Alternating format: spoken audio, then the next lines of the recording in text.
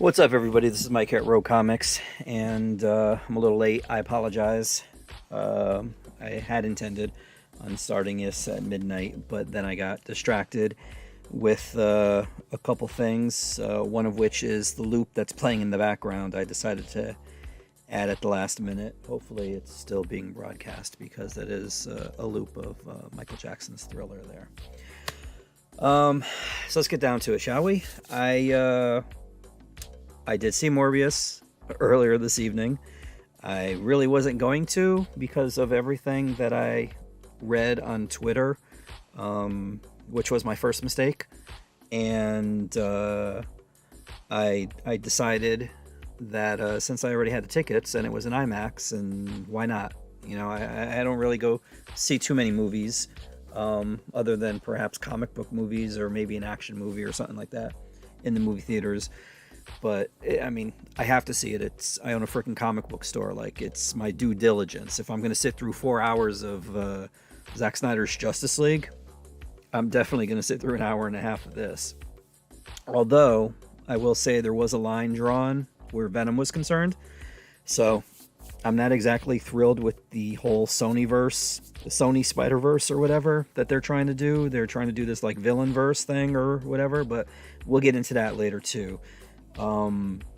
But for those of you that just want no spoilers, I will say that as far as this movie's concerned, I did not mind it.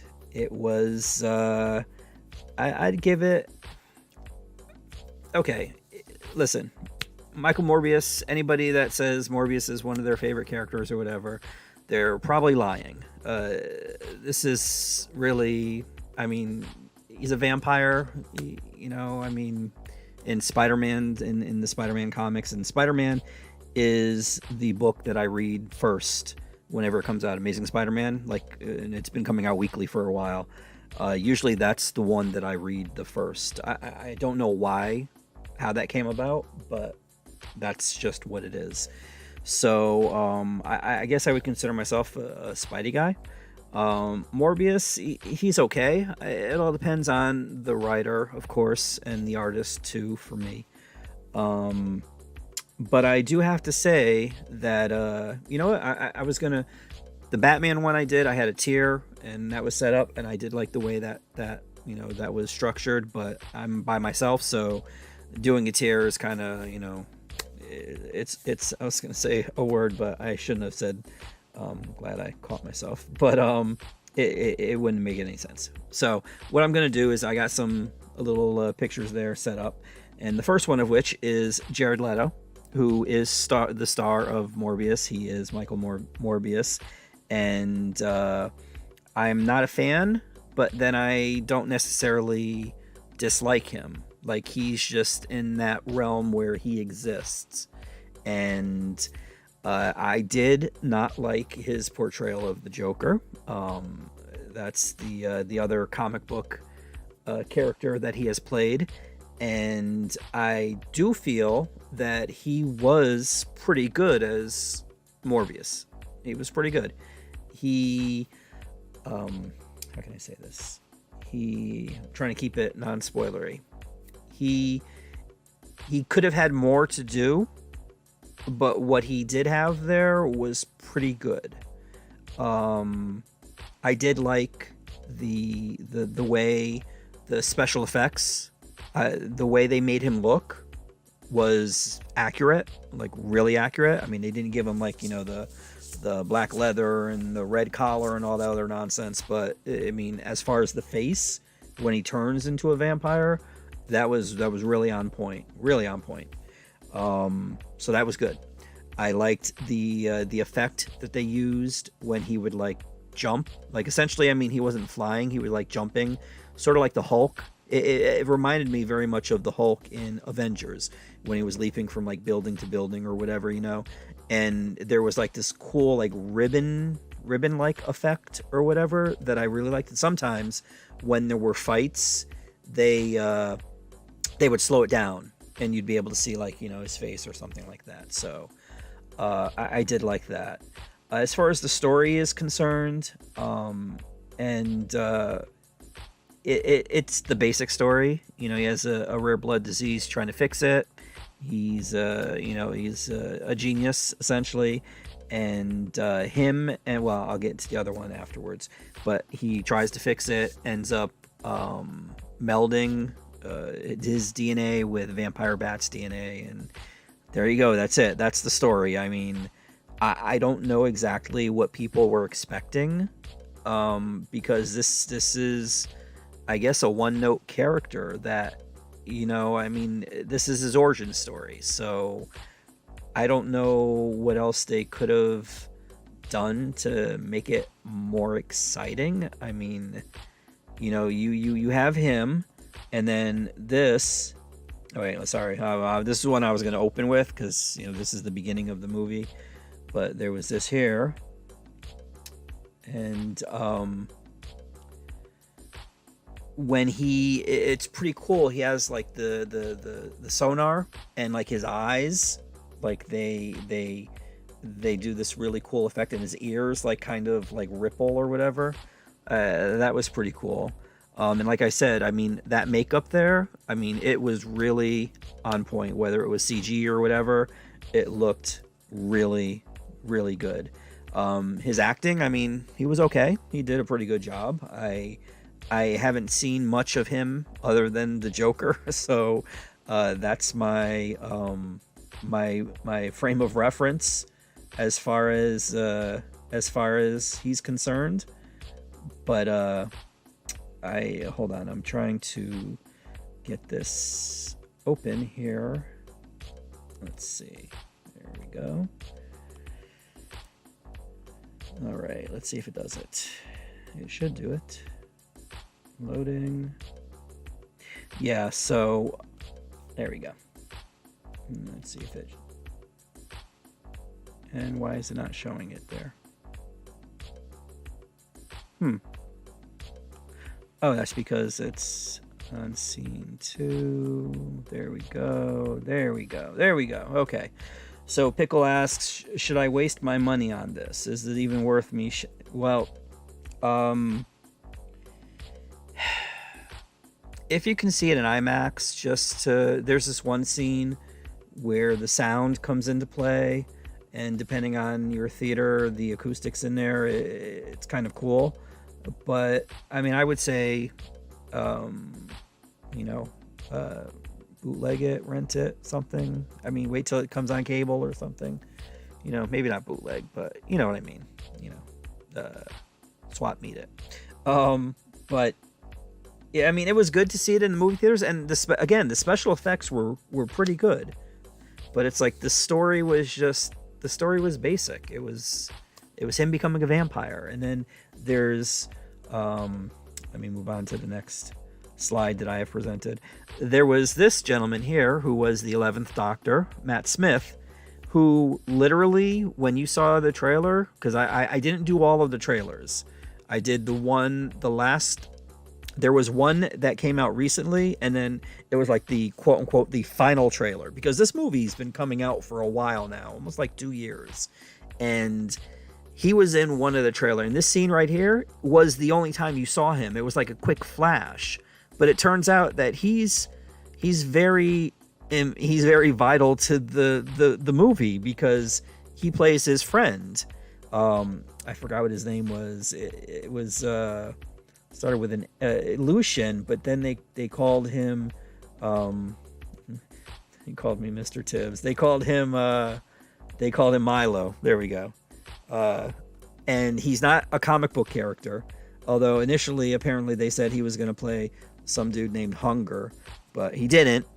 So this isn't someone you're going to find in the comics. So I'm waiting to see all the people crying about how he's not comic book accurate, or oh my god, I can't believe what they did to him or something. But he plays his best friend at the beginning of the film. They're in a I don't say it's like a hospice type thing or whatever, and they both have the same disease. So he's essentially trying to find the cure for both himself and for Milo.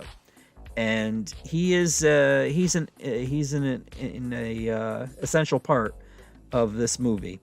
And And it was really weird that they didn't really feature him in the trailers too much, which I guess for me, I don't want to have everything shown in the trailer, but I guess that was kind of a good thing.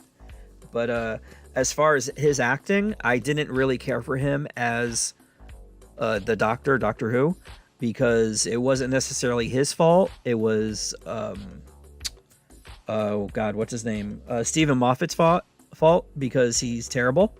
But he was very charismatic and as the Doctor. Here he is a really good, I mean, he's essentially the bad guy, but he's how can I say this? He was good. He was good. But again, it's a basic story. It's, I don't even have to tell you how he factors in, because he's the friend that once Morbius. See, that's getting into spoiler. So yes, Matt Smith was okay. I'm sorry. I'm trying to not spoil anything. Here we have Martine Bancroft. Now in the comics, this is what she looks like.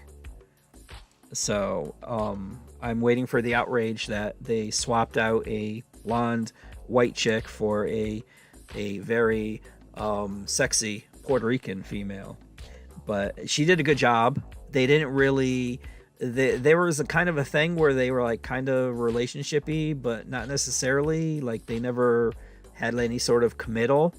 And anytime she was on the screen, I was definitely focused. But yeah, she was okay. And she plays a fellow doctor, scientist. My bad.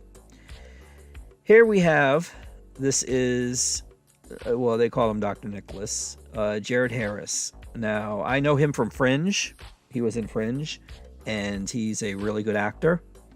And they don't utilize him that much in this movie, and it was kind of disappointing because I do like him.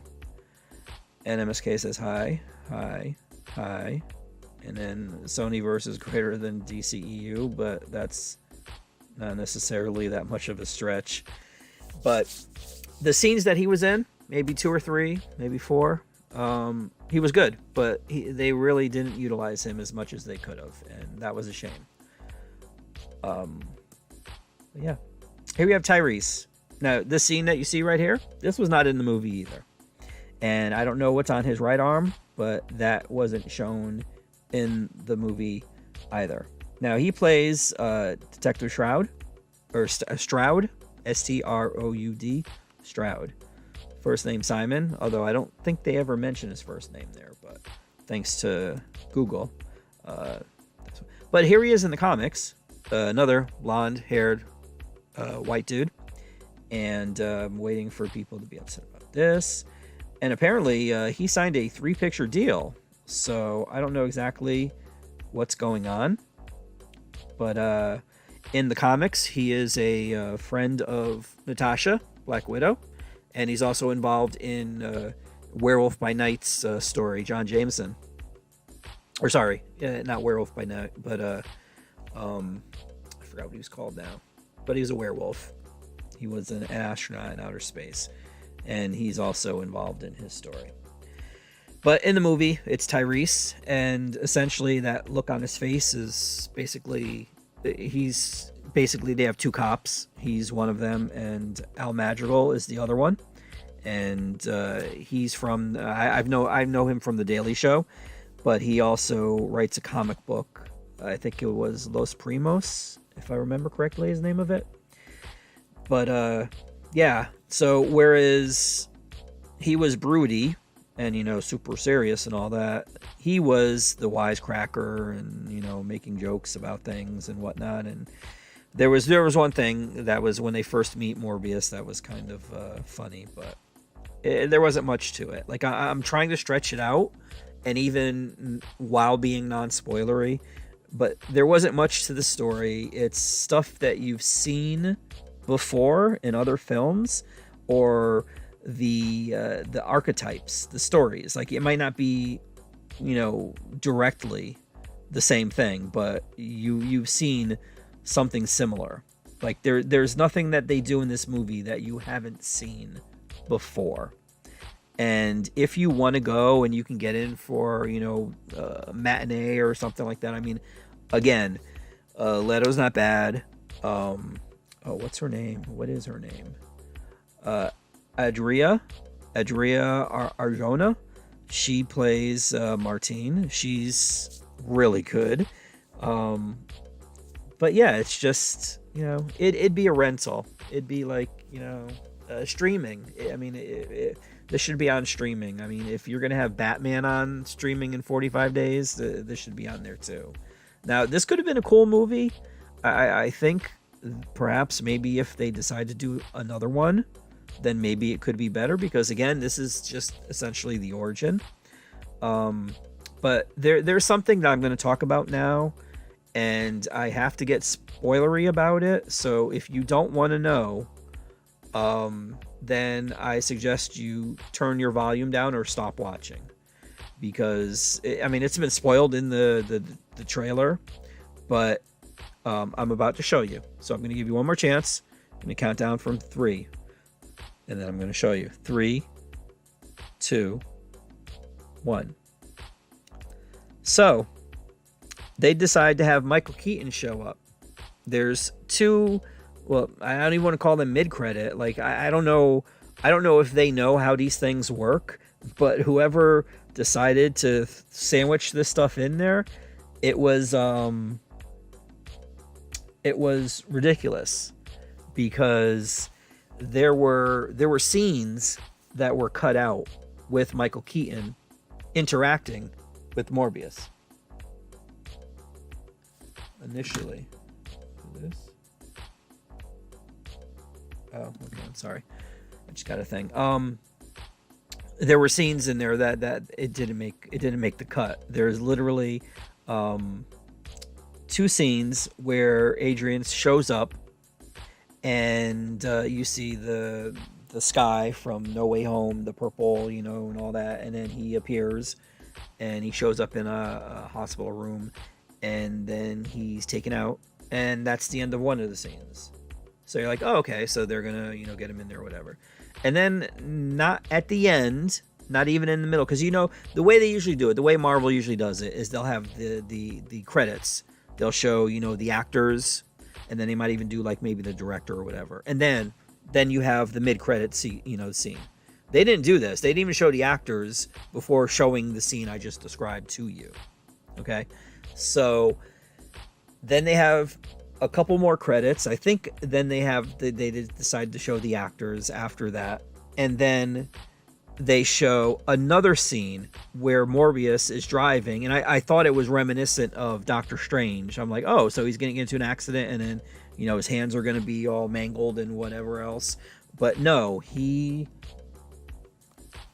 is driving, and he gets out, and he sees there's like, something flying towards him.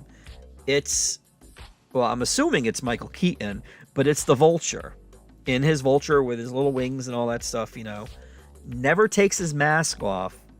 The dude, whoever was doing the ADR, that was not Michael Keaton. I don't know who was doing that voice, but that was not Michael Keaton. And it clear, like, the whatchamacallit, let me see, how can I say this? It's clear, and it's funny, I thought it was kind of ironic too, that Jared Leto has been in 2 post-credit scenes that have both sucked, and this is the second one, because it was bad. He clearly was green screening it. Like, he's talking and the dialogue isn't matching up. I don't know exactly what was going on. And let me see, Pickle said that post-credit scene may be one of the worst of all time. Let me move this up a little bit. Hold on there. Get that up. There we go. Okay. That post-credit scene may be one of the worst of all time. The dialogue and delivery from Keaton was so bad. Yes, it was. It was clearly ADR. Yes, it was. Yeah, it was even worse in IMAX. It was bad. It was really, really, really bad. And mind you, I know I was able to navigate away from the spoiling of it on the internet because I know that Twitter was talking about the scenes, and I didn't click on any of those things, and I didn't want to know anything that was, so I went in there. I went in there as a virgin, and it was bad. It was really, really bad.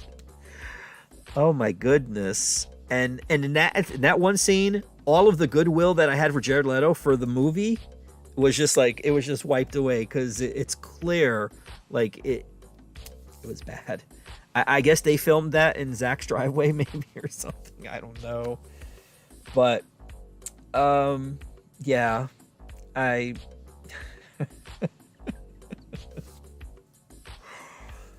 so Morbius was a movie, and it's an hour and a half. I mean, it's not like it's 4 hours where you'll regret every minute that you watch. And like I said, I mean, Leto's not bad as Morbius for the movie part. You know, that end scene, end credit scene, that was just beyond ridiculous. But for the movie part, he wasn't bad. And the actors are pretty good, with the exception of Tyrese and Madrigal. He has a couple funny lines or whatever, but these are like stereotypical carbon cutouts of, you know, the overused superhero tropey things, you know, like with the two cops and the tortured. Well, he wasn't that emo. He wasn't as emo as Bruce Wayne was in the Batman. I will say that. I mean, there's this whole thing with blood and whatnot, but yeah, I mean, you know, if you can see it for a matinee or you know, for free somehow, then do it. I mean, again, the saving graces for me were the performances. Leto again in the beginning was good, in the movie part rather, not the end credit, in the movie part, and Adria was she was breathtaking. But yeah, she was pretty good too. They just didn't really give her the script. Could have used a lot of work, and I saw that there were the people that were on there that wrote the script or whatever. I don't even want to talk about what they wrote otherwise, because it was they're a team: Dracula Untold, The Last Witch Hunter, and Gods of Egypt. Oh my god! And they were going to adapt. Wait, what is this? Yeah, no, forget it. I don't even want to get into this. Yeah, they I'm hoping the second movie, if they decide, because like I said, Tyrese did sign for a 3-picture deal. If they do another movie, I'm hoping they have better screenwriters. Yeah, but this was originally, let's see, I think it was 4 or 5 times it was delayed. And mind you, I mean, it's not necessarily their fault. It was, you know, because of COVID and stuff like that. But the first teaser was released on January 13th, 2020. You know, the before times. And then it was, here we go. And then it was originally set for release on July 10th, 2020. But then they moved it to July 31st because back then we thought, oh, it was going to, you know, COVID was going to go away like a miracle. It's going to just be a miracle, you know, put ivermectin or, you know, bleach in your veins or whatever, and it'll just go away. And it didn't. So then they delayed it to March 19th, 2021, and then October 8th, 2021, and then to January 21st, 2022. But then they said, you know what, we'll give it a week more. So we'll delay it to January 28th, 2022. And then finally, they were like, April. April is what it is. And there you go. So unfortunately, though, Sony is not going to be releasing the film in Russia. And I know Russia is a big bone of contention for Mr. Nerdman here, who says, yeah, the movie wasn't great, not a disaster, but not great. And I do agree with that assessment. There are things, I really enjoyed the special effects. I enjoyed the makeup, you know, whatever. I don't know if that was practical or CG or whatever it was, but he did look like Morbius. I do want to see more with him. I just want more competent people to do something with him, because this is this remind this reminded me of like Daredevil, the Fox Daredevil, um, which I have not revisited in a long time. But this is how superhero movies used to be made. Like the Roger Corman, Fantastic Four, and all that nonsense. But there's something that can be pliable. It's both Leto and yeah. I mean, I don't know. Now I'm concerned about Craven. I don't know. I don't exactly know what's going to be happening with that. But I will say Morbius, for me, I'd give it a 4, maybe 5 for the makeup and the action. I mean, the action was vampire action, but again, I did like the effect of, him jumping, and it was almost like they were teleporting, but he wasn't really doing it. And yeah, that's it. I wish I could be more definitive about things, guys, but it's just it was a movie. I mean, I don't hate the fact that I drove to go see it, and I got some popcorn and this nifty Morbius cup.